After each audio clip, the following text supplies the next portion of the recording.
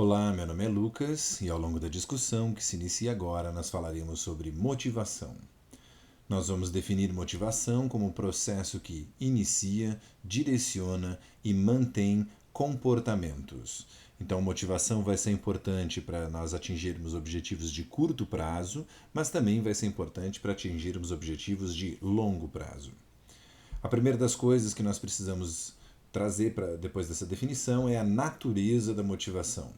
Hoje nós entendemos que a motivação pode ter duas naturezas. A primeira é o que nós chamamos de motivação reguladora, ela vai estar agindo quando algo está em desequilíbrio, como por exemplo em situações de fome, de sede, de frio ou de calor.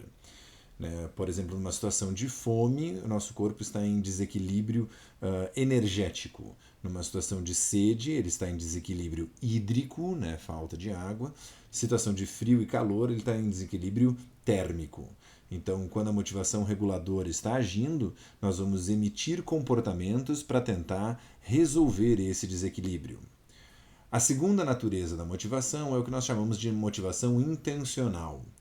Depois que tudo está em equilíbrio, a pessoa pode desejar alcançar um estado diferente do estado atual. Por exemplo, ela pode desejar graduar-se no ensino superior, ela pode desejar perder peso, ela pode desejar viajar, ela pode desejar adquirir algum item que lhe seja interessante. Então, motivação intencional é para alcançar um estado diferente.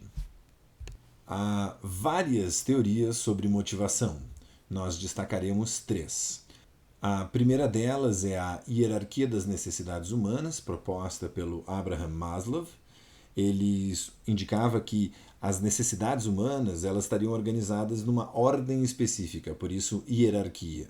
O primeiro nível que deveria ser atendido é o nível das necessidades fisiológicas.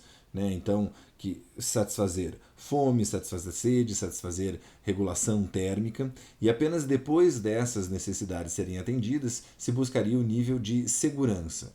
Então, as necessidades fisiológicas estão atendidas e busca-se estar seguro, ter um teto sobre o qual se proteger e assim por diante.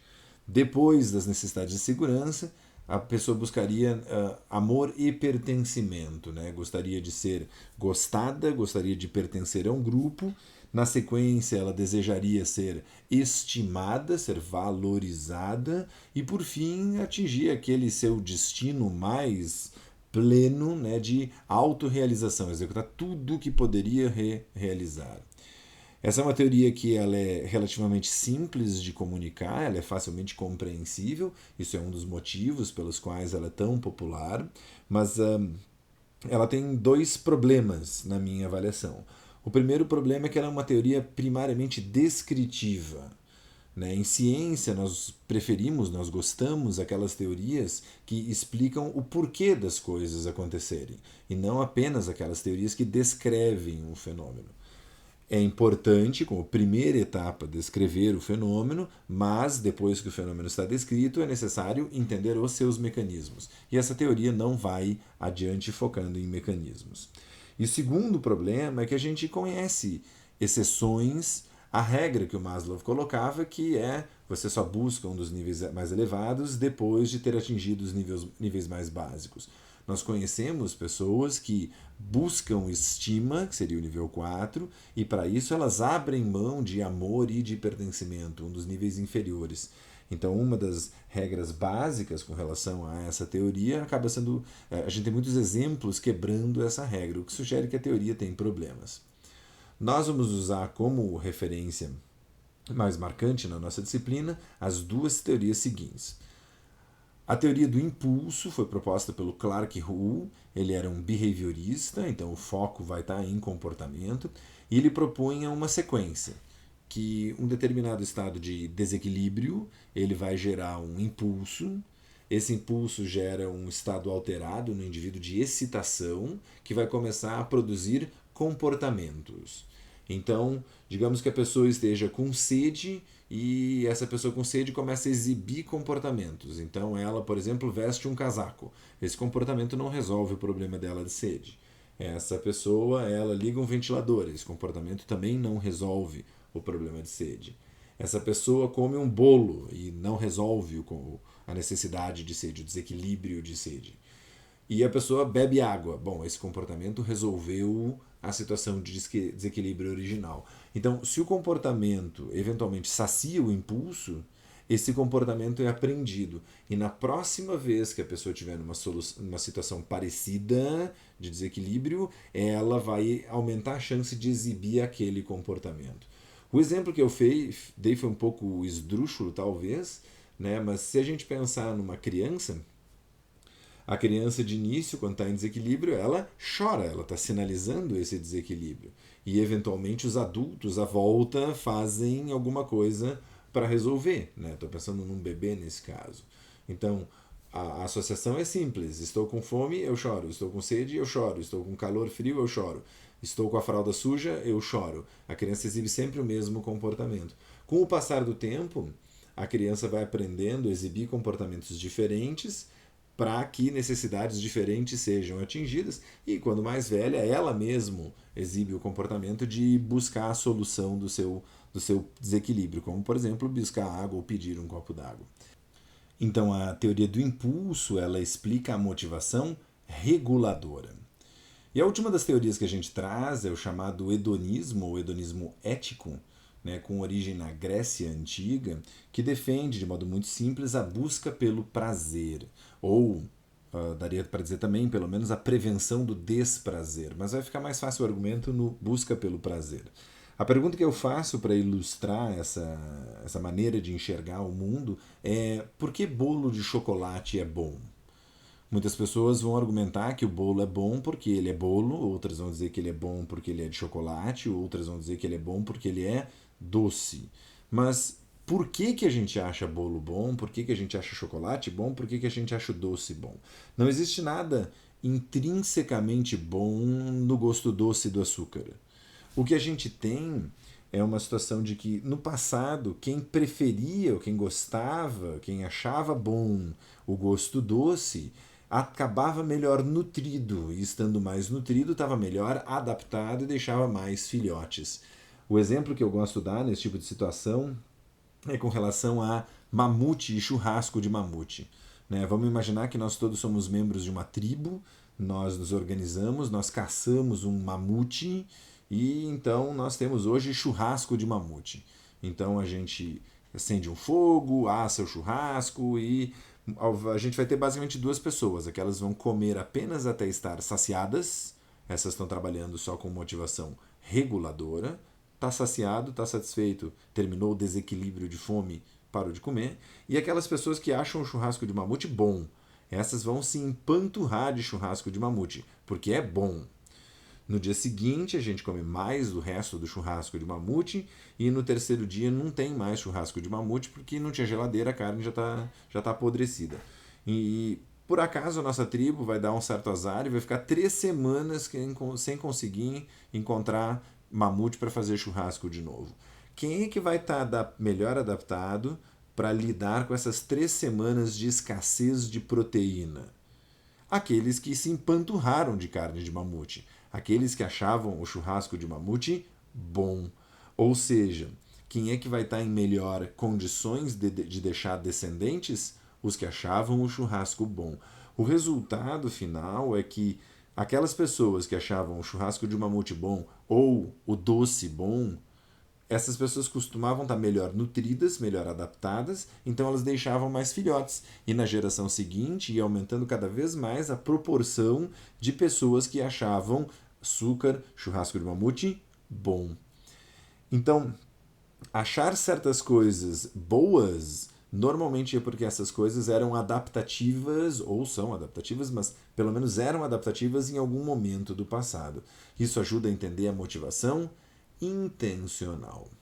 Depois da teorização sobre motivação, nós temos que falar sobre os componentes da motivação. Isso é importante porque às vezes a gente escuta relatos como o professor que diz: os meus estudantes não são motivados.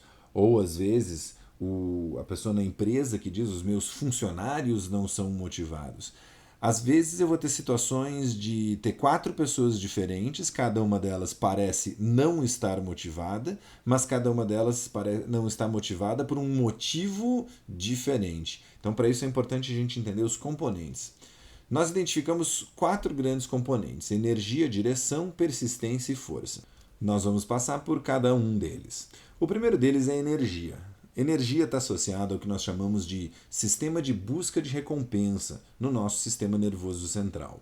Esse sistema de busca de recompensa inclui a chamada área tegmental ventral, ela fica no mesencéfalo, ela está indicada ali na ilustração como VTA.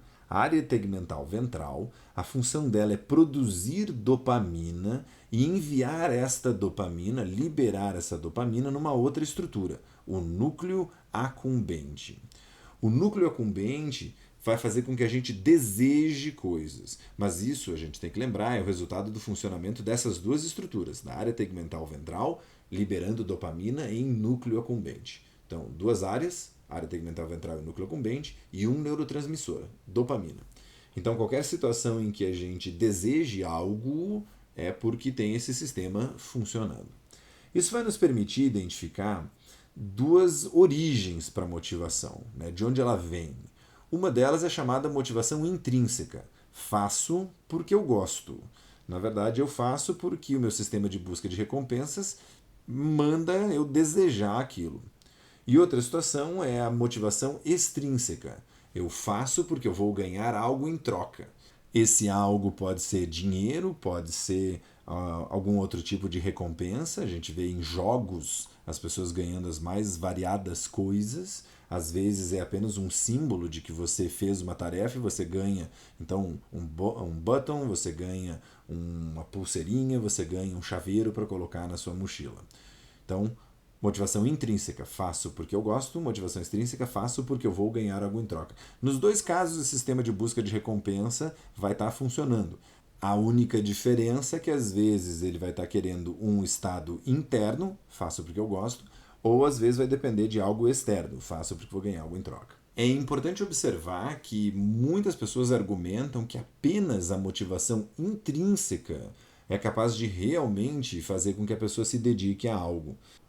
Uma frase que é comum a gente encontrar por aí, é atribuída a vários autores, é descubra um trabalho que você gosta de fazer e você nunca mais trabalhará na vida. Né? Porque daí deixa de ser trabalho e passa a ser diversão. Mas a ideia, a gente percebe essa ênfase na motivação intrínseca em vários contextos. É comum a gente ver, por exemplo, o argumento de que o estudante tem que gostar de estudar, o assunto tem que ser cativante, tem que ser interessante. E alguns assuntos não são cativantes, não são interessantes, é difícil o professor fazer muita mágica ali em cima. Mas vem toda uma doutrina de que a gente tem que buscar a motivação intrínseca. Pois bem, um certo tempo atrás, uns poucos anos atrás, resolveram investigar se a tal da motivação extrínseca poderia funcionar em contexto de educação. Isso vai ter tudo a ver com direção. Então, entramos no segundo item, direção, que é saber como atingir um objetivo de longo prazo. Nesse experimento, estudantes americanos receberam dinheiro por desempenho em vários critérios. Né? Então, eram estudantes dos mais variados níveis de ensino, do equivalente ao ensino fundamental e médio nos Estados Unidos.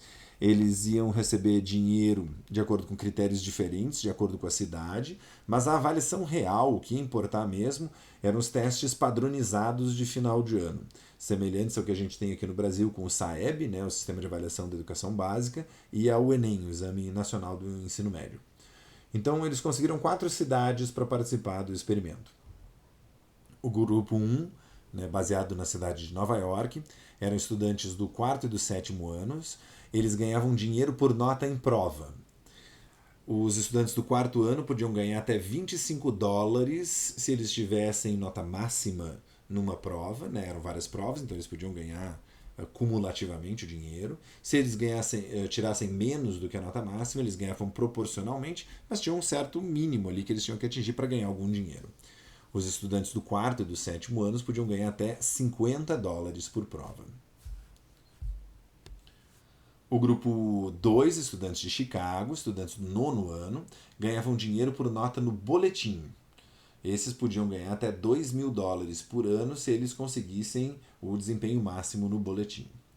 O grupo 3, estudantes do equivalente ao ensino médio, eles ganhavam dinheiro por alguns critérios muito específicos, como frequência de aulas, entrega de trabalhos. Para cada escola eram 5 critérios diferentes. Alguns critérios eram fixos, outros critérios a escola tinha autonomia de fazer ajuste. Esses estudantes de Washington eles eram avaliados a cada 2 semanas e se eles cumprissem os 5 critérios da sua escola naquelas 2 semanas, eles podiam ganhar até $100. E no grupo 4, eram estudantes do segundo ano do ensino fundamental, então crianças que ainda estavam em processo de alfabetização, e essas ganhavam dinheiro por leitura de livros, $2 por livro. A criança lia o livro, tinha que responder algumas perguntas para mostrar que tinha entendido a história do livro, e daí ganhava $2. Como na média as crianças leram 7 livros ao longo do ano, cada uma ganhou, aliás, a média foi de $14. Quais foram os resultados, então? O grupo 1, dinheiro por nota na prova, eles não melhoraram nas provas e nem nos testes padronizados de fim de ano. É importante chamar a atenção de que eles ficaram motivados, eles ficaram muito mobilizados com a ideia de ganhar dinheiro por prova, mas não fez diferença em termos de melhora. O grupo 2, que ganhou dinheiro por nota no boletim, os alunos foram mais às aulas. Isso levou a uma melhora nas notas no boletim, mas não teve melhora nos testes padronizados de final de ano. E o grupo 3, aqueles que ganhavam dinheiro por frequência e bom comportamento, esses alunos foram mais às aulas e melhoraram seu desempenho nos testes padronizados de final de ano. E por fim, o grupo 4, dinheiro por leitura no livro, os alunos melhoraram muito seu desempenho nos testes padronizados. A interpretação que a gente traz é que a motivação extrínseca, o dinheiro, pode funcionar, mas não em todos os casos. Vamos tentar entender o que está acontecendo em cada grupo. No grupo 1, as manifestações dos estudantes foram do tipo: vou fazer as provas com mais cuidado, vou ler melhor as questões. Não é assim que se melhora desempenho em prova. A gente melhora desempenho em prova estudando mais. Então eles estavam preocupados com o desempenho na prova e o foco era na prova, não no que eles tinham que fazer antes da prova. Grupo 2, dinheiro por nota no boletim. Vou ir mais às aulas, vou prestar mais atenção. Isso é suficiente para uma pequena melhora, uma melhora perceptível no boletim, mas não é suficiente para os testes padronizados, então não faz uma diferença muito grande. O grupo 3 sabia exatamente o que precisava fazer. Eles sabiam que tinham que entregar os trabalhos, que tinham que estar presentes, os critérios eram muito claros. Sabendo o que precisavam fazer, aí sim eles melhoraram nos testes padronizados. E a mesma coisa, o grupo 4 sabia exatamente o que precisava fazer e estava desenvolvendo uma habilidade essencial, melhorava bastante nos testes padronizados. Então, motivação extrínseca, ela pode funcionar, mas é necessário que o estudante, nesse caso, saiba o que fazer. É necessário o elemento direção. Ou seja, quando a gente está falando em motivação, é muito comum que as ideias de como motivar as pessoas, é muito comum que elas enfatizem direção. Isso não é suficiente. Para qualquer objetivo de médio ou longo prazo, eu preciso também enfatizar direção. Eu preciso orientar as pessoas sobre como elas vão atingir o objetivo e não apenas sobre qual é o objetivo a ser atingido. Dito de outra maneira, se a gente quer ter sucesso em orientar uma pessoa com relação a um objetivo de longo prazo, a gente tem que focar no processo de ir na direção desse objetivo. Não vai dar certo focar apenas no objetivo em si. O terceiro e o quarto componentes da motivação são a persistência e a força. São componentes diferentes, mas eles estão relacionados. Eles estão associados ao que a gente chama de autocontrole. Para que a gente atinja um objetivo de longo prazo, é necessário fazer alguns sacrifícios em muitas situações. O autocontrole, também conhecido como autorregulação, é quem gerencia esse processo. A gente tem 2 componentes associados ao autocontrole: a autoconsciência e o adiamento de gratificação. Vamos primeiro falar na autoconsciência. A autoconsciência se refere à percepção do desempenho que a pessoa está tendo quando ela está indo na direção do objetivo. Digamos que a pessoa tenha como objetivo graduar-se no ensino superior. É um objetivo comum. Se essa pessoa, ao longo das várias disciplinas que ela vai cursando, ela vai tendo um bom desempenho, especialmente se vai tendo um bom desempenho nas avaliações, essa pessoa ela vai sentir, ela vai ter sentimentos positivos. Esses sentimentos positivos, eles tendem a reforçar o comportamento que a pessoa já está exibindo e ela costuma continuar motivada, ela segue adiante. Só que às vezes a pessoa vai ter um desempenho que está sendo insuficiente. Ela vai daí sentir, né, vai vivenciar sentimentos negativos. Duas coisas podem acontecer se ela está tendo um desempenho insuficiente e está se sentindo mal com isso. Ela pode achar que consegue melhorar, nesse caso, o sentimento negativo de ter um mau desempenho, um desempenho abaixo do que ela gostaria. Esse sentimento negativo pode servir como estímulo e ela pode até ficar mais motivada, mas às vezes vai acontecer da pessoa julgar que ela não consegue melhorar. Nesse tipo de situação, o que a gente pode ter como resultado é uma desistência. Então, esse fenômeno que a gente está descrevendo, a autoconsciência, né, a avaliação do desempenho na direção do objetivo, vai estar relacionado à persistência.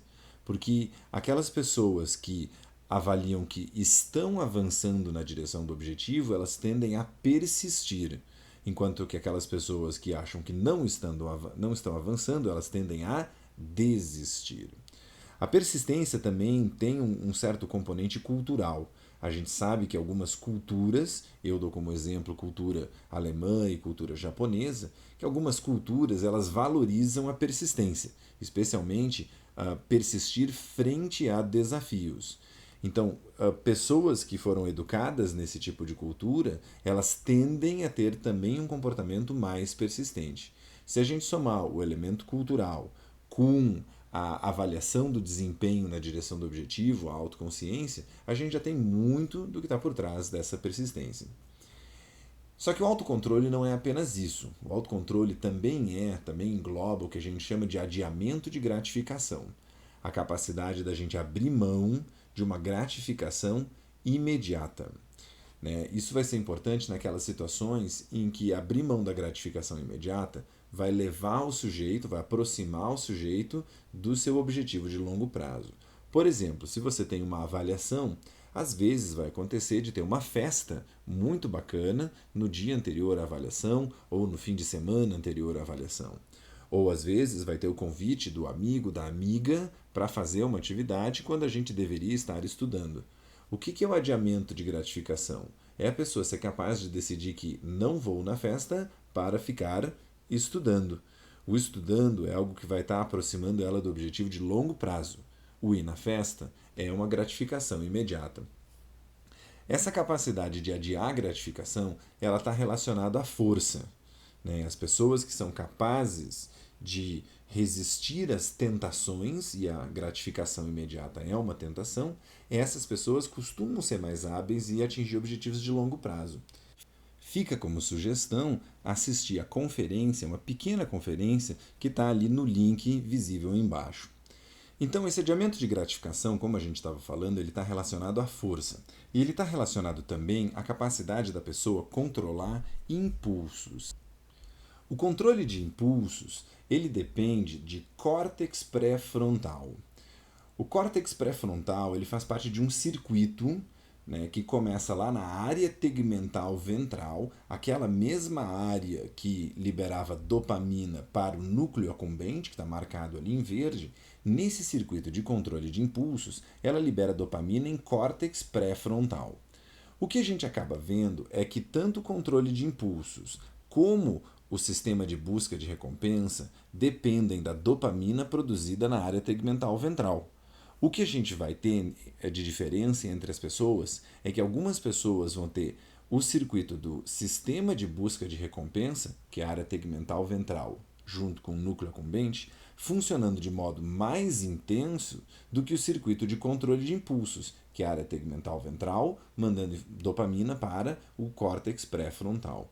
Outras pessoas, por outro lado, vão ter um circuito de controle de impulsos mais forte do que o circuito de busca de recompensa, do que o sistema de busca de recompensa. Então, o que a gente tem como qualidades da motivação? A gente tem a energia, que leva o indivíduo a querer alcançar o objetivo. A gente tem a direção, que orienta o indivíduo com relação aos passos que são necessários para atingir o objetivo. A gente tem a persistência, que mantém o indivíduo no caminho, apesar dos percalços, né, apesar dos obstáculos. E a gente tem também a força, que ajuda a ignorar a tentação, né, aqueles estímulos concorrentes que são mais interessantes, são mais desejáveis. É importante conseguir diferenciar a persistência da força. A persistência é necessária para superar uma dificuldade, enquanto que a força ela é necessária para a gente resistir a uma tentação.